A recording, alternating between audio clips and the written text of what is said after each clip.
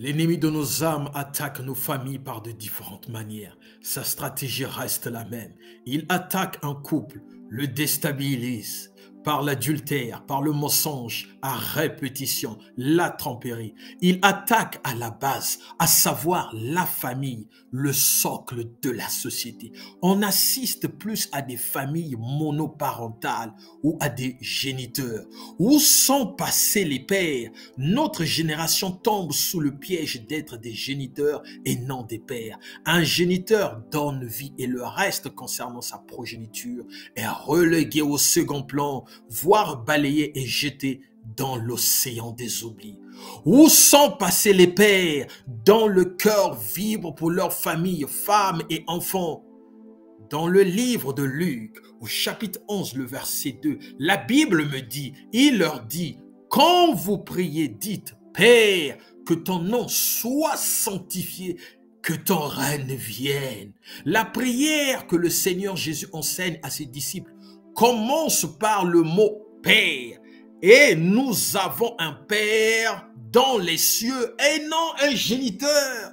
Nous appelons cette prière la prière de notre Père. Ne tombe pas dans le piège d'être géniteur après avoir eu un enfant, puis oublier sa maman et tout ce qui reste. Qu'à tel point tu changes ton statut de père en géniteur. Ainsi, les raisons que je vais citer ci-dessous naissent dans ton cœur et affectent ton attitude. Je ne peux pas payer ma pension car je gagne peu, je suis au RSA.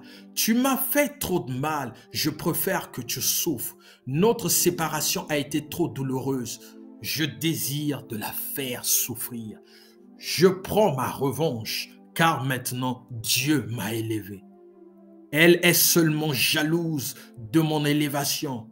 Pire encore, on associe notre Dieu, notre Père, dans nos décisions charnelles. Dieu n'y est pas. Laissez Dieu à l'écart de vos passions charnelles.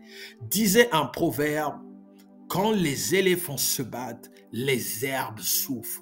N'engage pas ton enfant sur ton combat. Je te prie par les compassions du Seigneur à agir selon la parole de Dieu.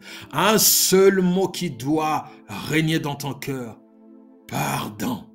Ensuite, ne considère plus ce qui est passé. Ce qui est passé est très passé. Un père paye le prix, qu'importe ce que son cœur a subi. Pour l'amour du monde entier, Dieu a envoyé son Fils unique à mourir sur la croix de Golgotha pour toi. Tire le meilleur en toi pour ta progéniture, de peur qu'une autre personne sème une mauvaise graine dans la vie de ton enfant. Cette mauvaise graine créera de l'amertume dans la vie de ce dernier et cette bombe t'éclatera sur la figure à un moment donné. Quand on aime, on donne, selon le livre de Jean 3, le verset 16. Alors, je salue la bravoure des mères et des pères qui élèvent seuls leurs enfants. Que le Seigneur se souvienne de vous. Lavez ses enfants, changer des couches, les ramener à l'école en courant, faire à manger, lire une histoire avant de se coucher. Dieu se souviendra de vous. Il est dit dans le livre de Psaume, au chapitre 126, le verset 5, « Ceux qui sèment avec les larmes moissonnent avec chant d'allégresse. » Que le Seigneur ouvre les yeux à ceux qui se voient géniteurs. Il n'est jamais trop tard, car en vous dort au sommeil un Père. Réveillez-le, réveille-le et avance qu'importe les moqueries. Laissons derrière nous une bonne image de nous, car la réputation est plus que de l'or. Tu es plus que l'or.